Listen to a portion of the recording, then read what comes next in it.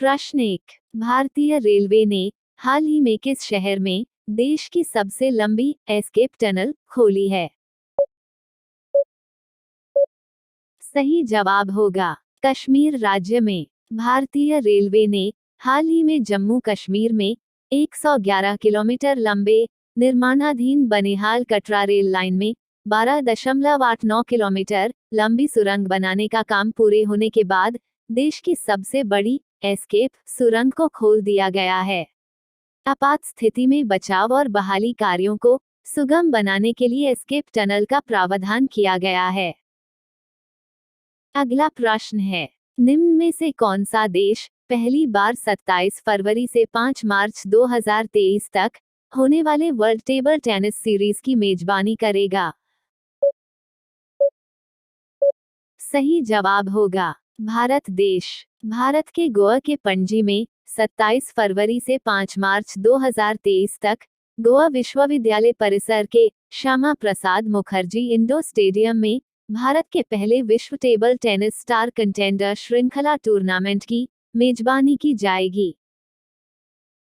अगला प्रश्न है, हाल ही में किस देश के राष्ट्रपति ने समलैंगिक विवाह कानून पर हस्ताक्षर किए हैं? सही जवाब होगा अमेरिका देश के। अमेरिकी राष्ट्रपति जो बाइडेन ने दिसंबर 2022 में समलैंगिक विवाह कानून पर हस्ताक्षर किए हैं। यह कानून समलैंगिक और अंतरजातीय विवाहों के लिए वैधानिक अधिकार स्थापित करता है। यह कानून आधिकारिक रूप से 1996 के विवाह अधिनियम को निरस्त करता है, जिसने विवाह को एक पुरुष और एक महिला के बीच परिभाषित किया था। 2022 तक अर्जेंटीना, ऑस्ट्रेलिया आदि सहित 33 देशों में समलैंगिक जोड़ों के बीच विवाह को कानूनी रूप से मान्यता प्राप्त है। अगला प्रश्न है, हाल ही में नई दिल्ली में हॉकी विश्व कप ट्रॉफी का अनावरण किसने किया है? सही जवाब होगा अनुराग ठाकुर ने। केंद्रीय युवा कार्य एवं खेल मंत्री अनुराग ठाकुर ने 16 दिसंबर 2022 को नई दिल्ली में हॉकी विश्व कप ट्रॉफी का अनावरण किया है। हॉकी पुरुष विश्व कप 2023 ओडिशा के भुवनेश्वर रूरकेला शहर में 13 जनवरी 2023 से शुरू होगा। अगला प्रश्न है, हाल ही में संयुक्त राष्ट्र के सदस्य देशों ने किस देश को संयुक्त राष्ट्र महिला अधिकार समूह से हटा दिया है? सही जवाब होगा ईरान देश को। संयुक्त राष्ट्र के सदस्य राज्यों ने 15 दिसंबर 2022 को ईरान को संयुक्त राष्ट्र महिला अधिकार समूह से हटा दिया है।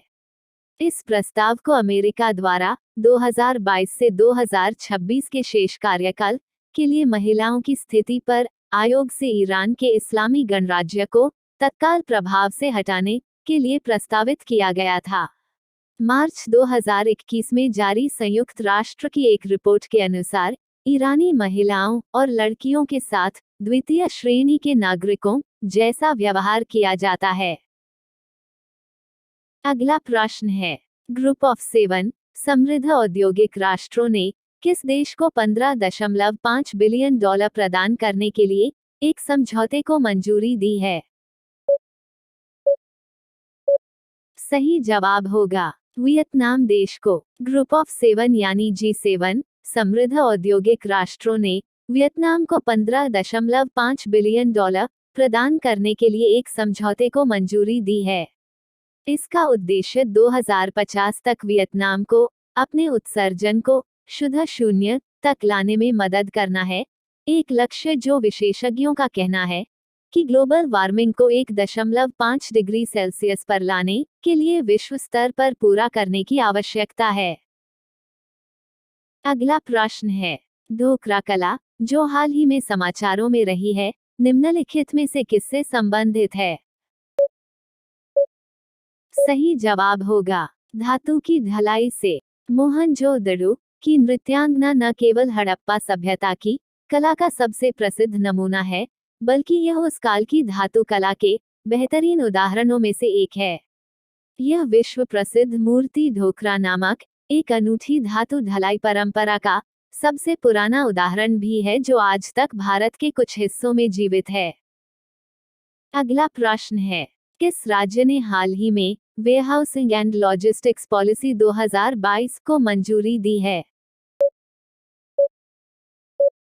सही जवाब होगा उत्तर प्रदेश राज्य ने। उत्तर प्रदेश सरकार ने UP warehousing and logistics policy -2022 को मंजूरी दे दी। राज्य के औद्योगिक विकास मंत्री नंद गोपाल गुप्ता ने कहा कि इससे $1 ट्रिलियन अर्थव्यवस्था बनने में मदद मिलेगी।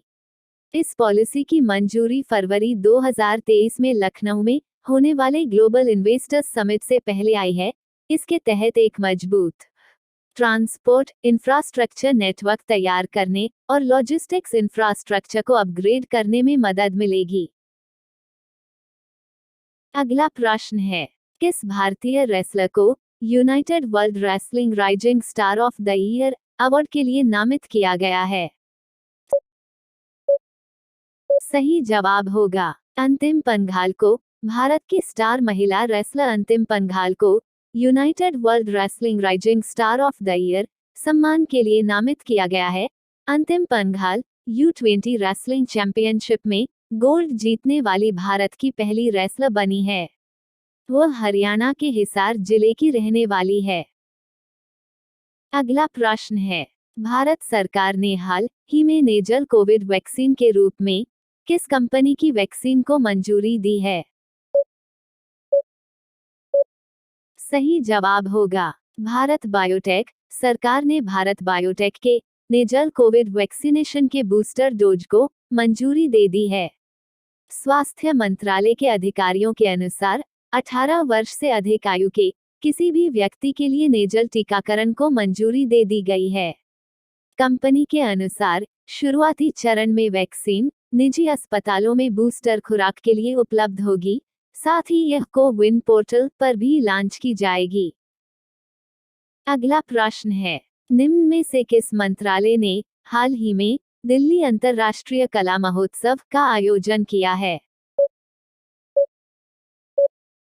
सही जवाब होगा संस्कृति मंत्रालय। संस्कृति मंत्रालय ने हाल ही में प्रसिद्ध फाउंडेशन के सहयोग से where Bharat meets India tagline के साथ दिल्ली अंतर्राष्ट्रीय कला महोत्सव का आयोजन किया है।